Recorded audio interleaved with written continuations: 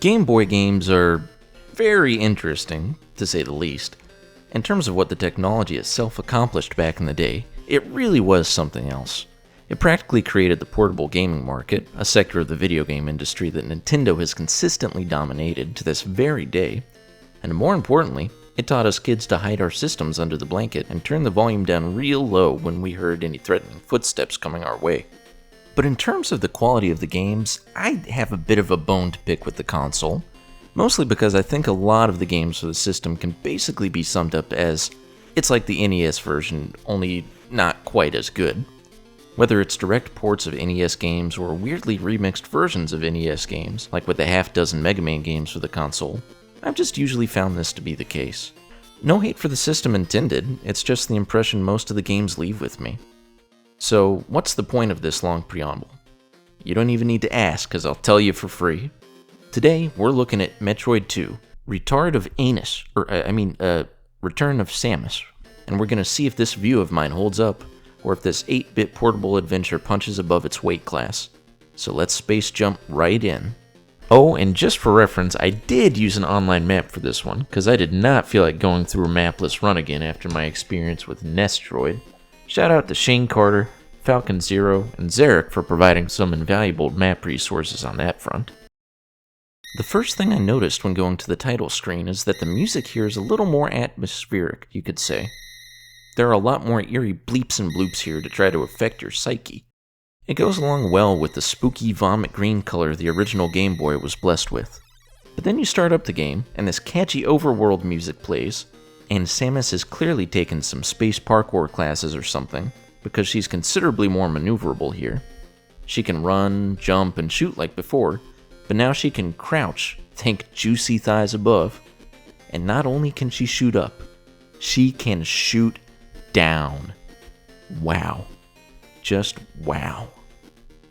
Granted, the controls are arguably a little more sluggish here, because it was clearly defined in the Game Boy programming requirements book that your game run no faster than 10 frames per second at any given time. But even so, it feels nice to have more control over Samus here. And right over here. Could it be? Oh, my lucky stars! A save station. Sweet, sweet technology at work right here. No more passwords here, Ridley Scott.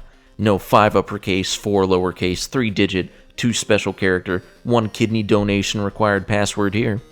You want to play Metroid 2? Just smack that sucker in, press the on button, click continue, and away you go. But what exactly is this particular entry about? Well, double-digit IQ'd players may have noticed at this point that there's this little counter at the bottom right corner of the screen. And as you come across your first Metroid and witness it fangoriously transform into an Alpha Metroid, you'll immediately understand why. I say, it's Metroid hunting season, boys, and you're out to bag your limit for some nice Thanksgiving Met turkey. It's a true extermination mission if ever there has been one, which is a surprisingly dark concept to see in a Nintendo game. But unfortunately for this Alpha, Samus herself is a Sigma, so she wipes the dust with him after a few measly missiles. Then you hear a random earthquake, because we all know killing creatures will cause the Earth to have a seismic reaction. And you get treated to both energy and missile recharge stations. Wow, this game has it all. Really, it actually is very impressive to see all of these quality of life features in an 8-bit title, especially when the original Metroid on NES lacked all of these. So props to the devs for that. I am Samus Troid. But now we make our way lower, as the killing of enough Metroids causes the lava level to lower throughout the game. Again, I'm not going to question the physics of that. It is what it is. From this point on, the gameplay is pretty familiar to the NES title. You know, you find places where you can't go yet because you need a new weapon or ability, then you find those new abilities, work your way around, and fight different enemies. What the heck is that? It's supposed to be some kind of bat thing, I think, but it looks like somebody drew the sprite for it while suffering from the bubonic plague. Or maybe the bat has the bubonic plague, I guess? I don't know, man. Same kind of thing with these turrets, man. I'm guessing it's just because of the color palette and size constraints. But some of these enemies look admittedly off. A visual touch that I do like, though, is that you see these abandoned Metroid skins laying around, kind of like snake skins, indicating the area where they're nearby. It's a neat little piece of visual storytelling that I can appreciate. Plus, there's this neat new ability called the Spider Ball that lets you climb up pretty much any surface. If you can get it to work right.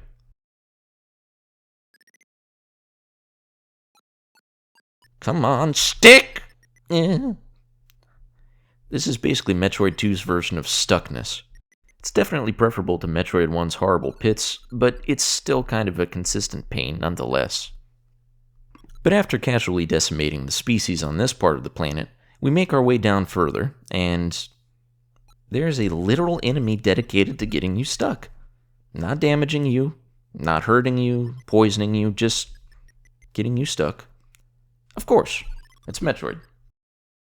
One issue I started noticing here is that the Game Boy's small screen size makes it so that you can't always see enemies in front of you until they're right up on you. That's about as fun as getting a call about your car's extended warranty. Another note here is that the music is a little more forgettable in these areas. You know, there's bleeps and bloops and decent indoor tunes, but nothing that really sticks in the brain like the Brinstar or Kraid themes. And what kind of upgrade is this? What the upgrade is chasing me? Oh. Alright, not gonna lie, that completely threw me off the first time I went through, but it's not actually that difficult. Plus, beagle-eyed gamers may recognize it as the first major boss from Metroid Fusion, so neat callback to this game, I guess. But then we get the Spring Ball, which is a nice ability that lets your balls bounce all around. Now, I think this might just be because I was playing with analog sticks on the Switch 2, but I sometimes found it tricky to get into Morph Ball form. Like, it really did look like Samus was just taking a massive dump every other time I tried to do that. Yet even more proof that my poor girl suffers from IBS. Be strong, girl. Be strong. Then Samus gets the Black Man boots so she can jump really high and dunk on anybody, and she can impress all 24 of the people who watch the WNBA. And thank goodness for this E-Tank, because this near-death beeping sound is just about as naggingly annoying as ever. Yes, Mom, I'll go to the nearest recharge station before I commit my next genocide. Sheesh! But then I got the Various suit, and not only did it come with this neat suit transformation sequence, but it actually lets me run faster too. It's a genius way to work around the Game Boy lag requirements that I laid out earlier. But just as we're starting to get overconfident and cocky, the Metroids are evolving again. I don't know what kind of Ash Ketchum jerk is going around and training these guys, but they gotta either cut that crap out or just sign the papers to adopt all these Metroids, cause I am not keeping these pugly looking sons of guns as pets. Not in my galaxy, Ash-hole. But truthfully, the Gamma Metroids aren't too much of a pain either, just a little more missile spongy than before. An interesting thing to note at this point is that the structure of the game is less like a traditional Metroidvania where you go back and forth across various points in an interconnected map, and it's more linear and level structured, where you visit an often fairly large sub-area, wipe out all the enemies or Metroids in that area, and then work your way down the main path until you hit the next sub-area. It's an interesting concept for progression. I don't prefer it to a traditional interconnected map system, but it's a neat idea, and it makes the map fairly easy to follow even if you're getting lost in one of the larger sub-areas due to everything being a mandatory Taco Bell diarrhea green color. Next up, we got the space jump, which is tricky to get a hold of, if I'm honest. It feels kinda like swimming in gravy. It's everything I ever wanted, but more difficult than you might hope at the same time. But it's a neat and creative traversal tool in theory, much like the Spider Ball is. Then at this point, they start giving you a selection of different beans you can pick and choose from, like it's a Space McDonald's drive-thru or something, and each option has its own pros and cons. I was a fan of the wave beam myself, as it's both very powerful, and it can also pierce enemy armor. One neat trick here is if an enemy tries to knock you down a shaft, try jumping immediately after getting hit. I'm guessing Samus took lessons from Mario here because she can hop off enemy heads like it's nobody's business. There's this clever section here where you have to crawl down a Metroid hole to reach the Metroid on the other side. I kinda liked that.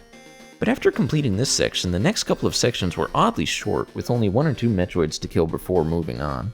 I was okay with that because I'd been in plenty of larger sub-areas at this point, and as anybody who's been in a crowded sub-area of New York knows, spend too much time there and you might just end up trying to turn into a morph ball so that you can crawl your way out of there.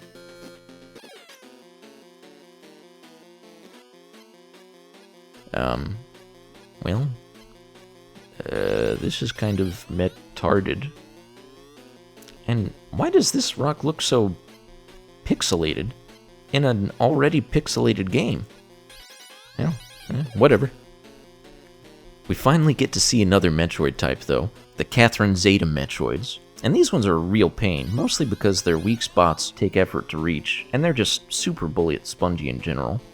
I never really minded facing the alphas or gammas, but I just groaned any time I had to face any of these Zeta freaks. And why is this hallway so long? I'll say this though, in spite of limited graphics, they actually do swap up the environments visually. Just look at these lovely bubbles! They look bouncy. Very nice. Plus I got the Scrooge attack, and that's just as fun to use as ever. Oh man, it's another... Wait, there's another evolution after this? Daggone it, Ash. Gotta catch 'em all, huh? More like gotta kill 'em all. Yeah, you take that, you missing link looking dude. You know, I actually find the Omegas slightly easier to face than the Catherine Zetas, because at least I can hit them fairly consistently due to their larger weak points. But after giving some killer shrimp the Cajun seasoning southern fried treatment, I noticed the music started getting more foreboding and creepy.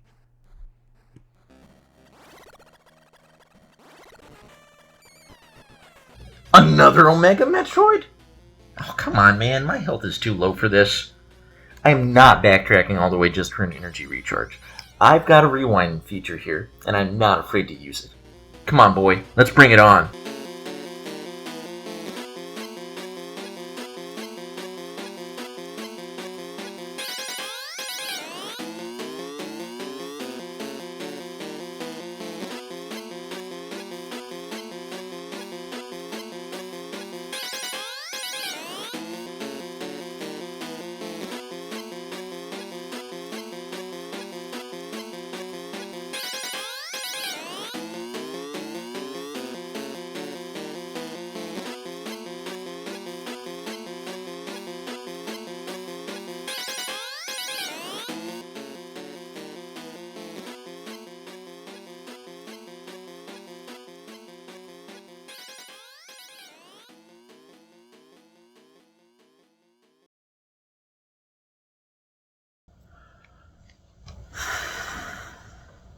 Alright, I finally did it.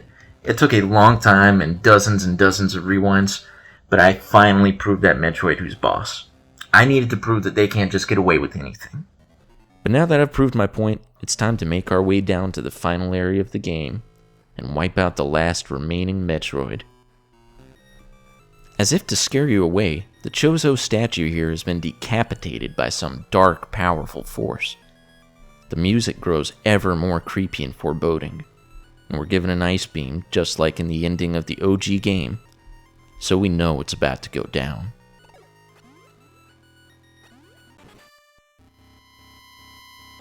Wait, what?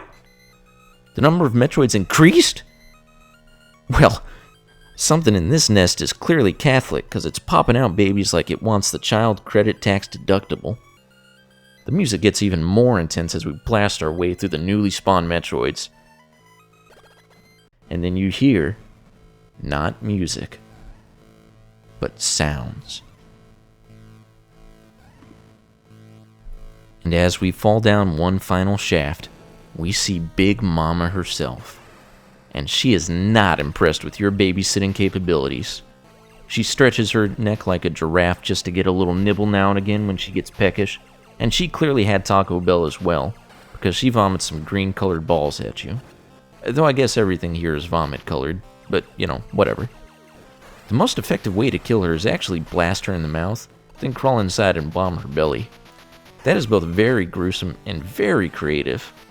Apparently everything in this universe has serious digestive issues, but I digress. After a very intense fight, the Metroid Queen's jaw drops.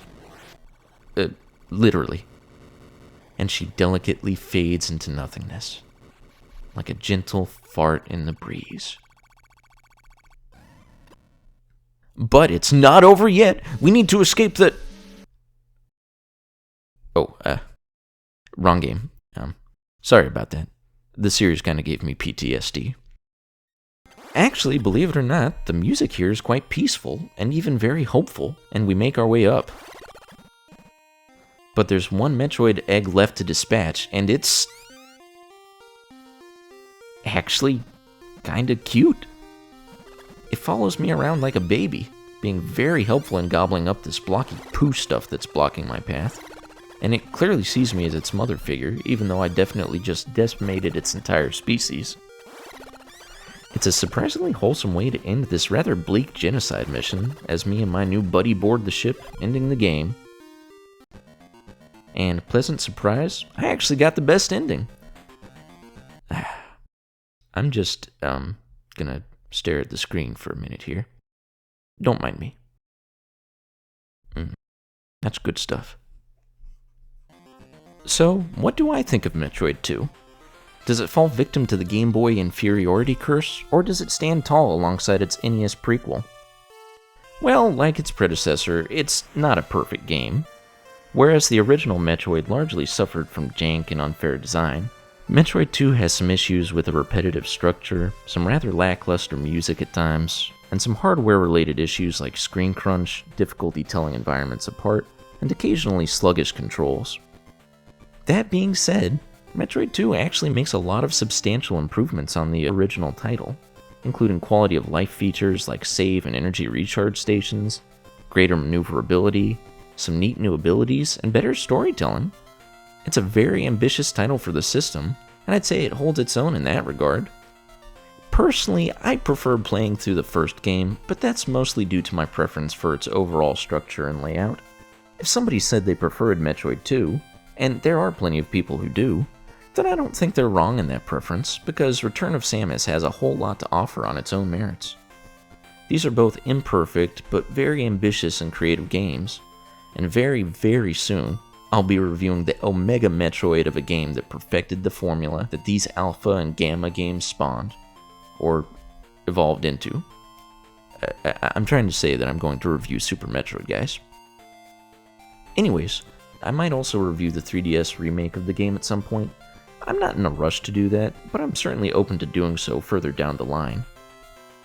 But for now, thanks so much for watching, guys, and until next mission, I'll see you later.